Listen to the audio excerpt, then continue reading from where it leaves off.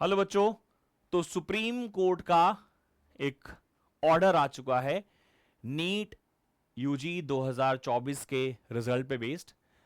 अगर कोई यूजर मुझे सुन रहा है जिसको इस बारे में कुछ भी इंफॉर्मेशन नहीं है कि ये क्या है, तो उसके लिए मैंने एक सेपरेट वीडियो बना दी है। मैं उसका जो लिंक है उस वीडियो के डिस्क्रिप्शन में डाल दूंगा, आप उसको जरूर देखिएगा ताकि आप लोगों को इसको समझ में आ सके।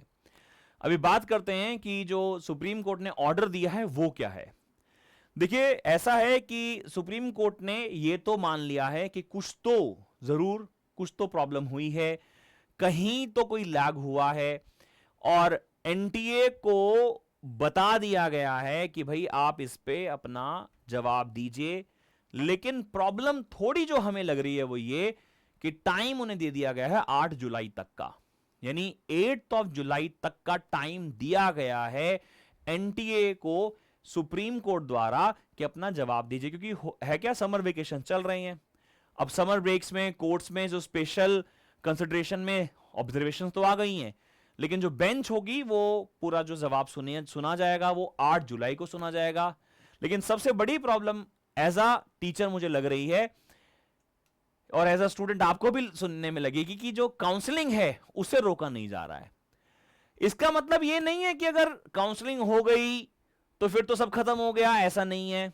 मैं उन सब बच्चों को बता दूं, अगर आप कुछ हायर स्कोरर हो और आपकी रैंक नीचे आई है तो आपको काउंसलिंग में जरूर बैठना है। मान लीजिए कोई ऐसा बच्चा है जिसका 680, 690, 640, 640 की तो रैंक ही बहुत ज्यादा आई है, 40,000 आई है, और पता नहीं उसे कहां एडमिशन मिलता है, बट मैं जहां भी एडमिशन मिलता हो आप एडमिशन ले लीजिएगा। आप ये मत सोचिएगा कि मुझे वो तो कॉलेज चाहिए ही नहीं। मेरी सबसे बड़ी अपील सारे बच्चों से यही है कि इतने मार्क्स पे आपको गवर्नमेंट सीट अगर कहीं मिल रही है उसको ले लेना। उसके दो कारण हैं। 8 जुलाई के बाद जब काउंसलिंग हो गई, 8 जुलाई के बाद अगर ऐसा कुछ आया और ऐसा संज्ञान लिया गया कि जो सिलेक्टिव सेंटर्स हैं जहां पे हमें सुनाई में दिया है कि कहीं पे पेपर लीक हुआ है या पेपर जो है लेट मिला है, अगर ऐसा वो लोग ऐसा करके उन उन सेंटर्स को जो है आइडेंटिफाई कर लें और उन्हीं बच्चों का री नीट करवा दिया जाए, देखो ये पॉसिबल है। मेरा ओपिनियन है, देखो हो सकता है आप उससे सहमत हो या ना हो, लेकिन पूरा का पूरा सब बच्चों के लिए रीनीट कराना भाई साहब नेक्स्ट टू इम्पॉसिबल थिंग्स में से है।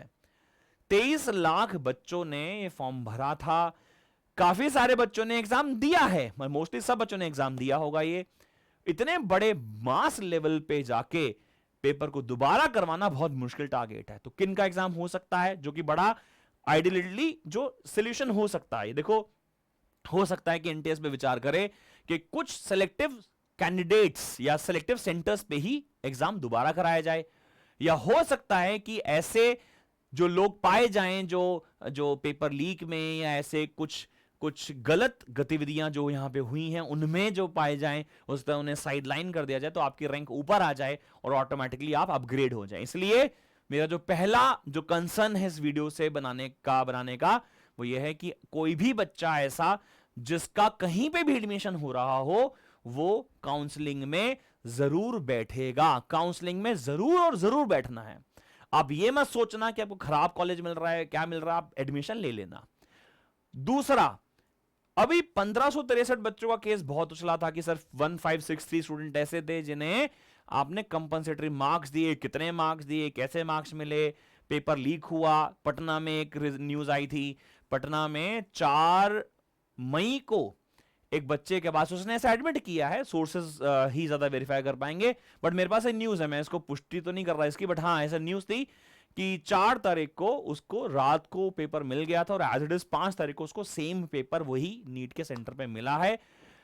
पटना पुलिस ने उसके लिए एफआईआर भी दर्ज कर ली है, और उसके बाद जब एनटीए से वो सवाल पूछा गया कि भाई आप हमें क्वेश्चन पेपर दे दो जो 5 तारीख को आया है और हम उसको रीचेक कर लेंगे, क्रॉस चेक कर लेंगे कि भाई सेम है कि नहीं, तो अभी तक वो पेपर दिया नहीं गया, इसलिए बहुत सारे डाउट्स क्रिएट हो गए थे। बट सुप्रीम कोर्ट क्योंकि इन्वॉल्व हो चुका है बच्चों, तो मुझे लगता नहीं है कि हमें जो पूरा न्यायिक प्रक्रिया है इस पर विश्वास रख के इसको छोड़ देना चाहिए, बिकॉज हमें न्याय तो 101% मिलने वाला है। पेपर लीक हिंदुस्तान में हर पेपर की एक आदत सी बन गई है। मतलब आप मतलब ये कहने में कितना दुख होता है कि मतलब यूपीएससी को छोड़ दीजिए और कुछ ऑर्गेनाइजेशन को छोड़ दीजिए, बाकी सारे पेपर, पुलिस की भर्ती के, टीचर्स के, समय पेपर लीक हो रहे होते हैं। तो बहुत दुख है। और क्योंकि सुप्रीम कोर्ट इसको ध्यान देने वाला है, इंस्पेक्शन लेने वाला है, तो मुझे पूरी उम्मीद है हमें न्याय मिलेगा। तो दूसरा जो अपील मैं करना चाहूंगा, पहली जो मैंने आपको बोला कि सारे बच्चे काउंसलिंग में जरूर बैठेंगे, और दूसरी वो ये कि अगर आपके नंबर 600 से नीचे आए हैं नीट में, तो प्लीज आप लोग भूल जाइए रीनीट हो रहा है नहीं हो रहा है, रिजल्ट रिवोक होगा नहीं होगा। क्योंकि तब भी अगर ये रिजल्ट रिवोक भी हो जाए और तब भी आपकी थोड़ी सी रैंक ऊपर बढ़ जाए, तो भी आपको एडमिशन तो नहीं मिलेगा, आपको जीएमसी नहीं मिलेगा, आपको एम्स नहीं मिलेगा। तो आप इस चीज से बिल्कुल बाहर हो जाइए। अगर आपके नंबर 600 से कुछ कम आए हैं, 600 610 से कम आए हैं, जनरल कैटेगरी के स्टूडेंट्स हो, अनरिजर्व्ड के कैंडिडेट हो, रिजर्व में ओबीसी में हो, तो 550 के नीचे अगर हो, तो आप भूल जाइए कि रीनीट होगा नहीं होगा, इस कोर्ट का रिजल्ट, इस जो सुप्रीम कोर्ट ने ऑर्डर दिया है, इस 8 जिले को क्या रिजल्ट आएगा नहीं आएगा। आप तैयारी शुरू कर दीजिए। मैं पहले दिन से अपने सारे बच्चों को बोलता आ रहा हूं, देखो मैंने भी अपने एक स्टूडेंट का ये केस उठाया, और मैं एक न्यूज चैनल पे भी गया, मोजो स्टोरी करके एक चैनल है, मैंने उस पर जाके इंटरव्यू भी दिया, और मैंने उस बच्चे की बात रखी। उस बच्चे के 720 में से 630 नंबर आए हैं, यानी कि उसकी रैंक कहीं 10,000 से अंदर अंदर आनी चाहिए थी लगभग, और उसकी रैंक 48,000 आई। तो मुझे भी दुख हुआ। तो मैंने ये आवाज इसलिए उठाई है, मैं उन सब टीचरों के साथ इसलिए खड़ा हुआ हूं जो उसके अगेंस्ट में बातें कर रहे हैं, इसलिए क्योंकि मुझे दुख है उस बच्चे के लिए, क्योंकि वो मुझे पता है अगर मेरा बच्चे के साथ ये होगा तो शायद मैं भी खड़ा हो जाऊंगा। इसलिए इस न्यायिक प्रक्रिया को थोड़ा सा टाइम देना चाहिए, लेकिन उन बच्चों के लिए जो इससे नीचे वो तो भूल ही जाइए अब। और जिन बच्चों को लगता है कि हमारा कुछ हो सकता है, हम कुछ इंप्रूव कर सकते हैं, तो आप काउंसलिंग में जरूर बैठिए। और दूसरी और तीसरी बात ये कि तैयारी तो सभी शुरू कर दो, क्योंकि हो सकता है कि जो 630 नंबर 640 नंबर वाला बच्चा है, रिजल्ट ना रिवोक हो। रिजल्ट देखो, मैं अपना पर्सनल व्यू बोल रहा हूं, मैं तो चाहता हूं कि जो जो गलतियां, जो धांधलेबाजी अगर कुछ हुई हैं, कोई डेटाबेस माल फंक्शनिंग हुई है, चाहे कुछ भी हुआ है, देखो मुझे नहीं फर्क पड़ता कि पेपर लीक हुआ था कि नहीं हुआ था, मुझे नहीं फर्क पड़ता कि डेटाबेस में कोई माल फंक्शनिंग हुई है, किसी से कोई मिस्टेक हुई है। मुझे अपने उन बच्चों का एडमिशन गवर्नमेंट मेडिकल कॉलेज में चाहिए जिनकी नंबर 630 640 है, जो हर साल कई सालों से रैंक लिए लेते आए हैं। भाई इतने नंबर पे इतनी रैंक आती है, इस साल क्यों नहीं आई है, या तो उसका जवाब मिल जाए। मैं सिर्फ अब देखो, ये अलग अलग व्यू पॉइंट्स हैं। मेरे खुद के फैमिली मेंबर्स मुझे कह रहे थे कि आपको इन सब में चीजों में घुसने की क्या जरूरत है, आपको क्या फर्क पड़ता है एडमिशन हुआ है नहीं हुआ है। मुझे फर्क पड़ता है, मेरे लिए हर एक बच्चा इंपॉर्टेंट है। मैं उस न्यायिक प्रक्रिया पे विश्वास रखता हूं कि हां ये होना तो चाहिए था ना। इतनी सारे जो हम एकदम अलग से कोई नई नई चीजें देख रहे हैं, 720 नंबर 67 स्टूडेंट्स के आ जाना, एक ही सेंटर से बहुत सारे टॉपर्स निकल जाना, पेपर लीक की न्यूज आना, ये कोई कॉमन बातें थोड़ी ना है। और सबसे बड़ी प्रॉब्लम और सबसे बड़ी बात, मुझे ऐसा लगता है कि आप सब सामान्य नागरिक भी इस चीज को समझे कि जब बीमार पड़ोगे और किसी गवर्नमेंट कॉलेज में जाओगे, क्योंकि आजकल तो प्राइवेट कॉलेजेस, प्राइवेट हॉस्पिटल्स में भी जाओ, तो वो प्रोफेसर्स, वो डॉक्टर जो बहुत सीनियर गवर्नमेंट हॉस्पिटल्स में होते हैं, जब वो पैनल में चले जाते हैं तो उस हॉस्पिटल की रेपुटेशन बढ़ जाती है। जैसे मुझे याद है कि मेरी फैमिली में एक ऑपरेशन होना था, तो हमने एक ऐसा डॉक्टर ढूंढा जो एक्चुअल में एम्स के डॉक्टर थे, वहां से रिटायर हो गए थे, वो अपना एक हॉस्पिटल में बैठते थे, सेकंड सिटिंग में जाते थे। मैं ये कह रहा हूं कि उस स्थिति में जब मैं उस डॉक्टर से इलाज कराने जाऊंगा, उस ऐसे डॉक्टर से जो धांधला करके गया होगा, जो कुछ ऐसा करके गया होगा जो डिजर्विंग नहीं होगा, तो मैं उससे ऑपरेशन करवाऊंगा कैसे? मतलब मुझे डर नहीं लगेगा? भाई आप सोचिए, एक सामान्य नागरिक की सोच में बता रहा हूं, सामान्य नागरिक को ये सोचना तो पड़ेगा ना। और दूसरा, एज अ स्टूडेंट मैंने आपको 2-3 बातें बताई हैं, उसको ध्यान रखिएगा।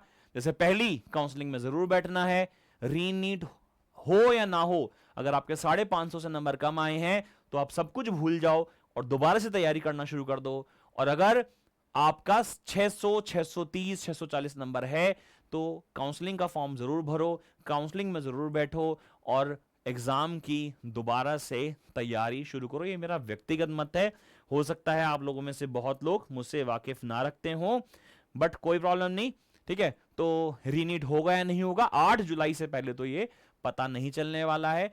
हो सकता है, पहले एआईपीएमटी का केस ऐसा आया था 2015 में, 2015 में 2015 में री एआईपीएमटी किया गया था। जब पेपर लीक की बात हुई थी तब उस टाइम में AIPMT all India pre medical test उसको बोला करते थे। जैसा नीट का एग्जाम है, उस टाइम एम्स का अलग हुआ करता था, तो सबको एक कंबाइन कर दिया गया था।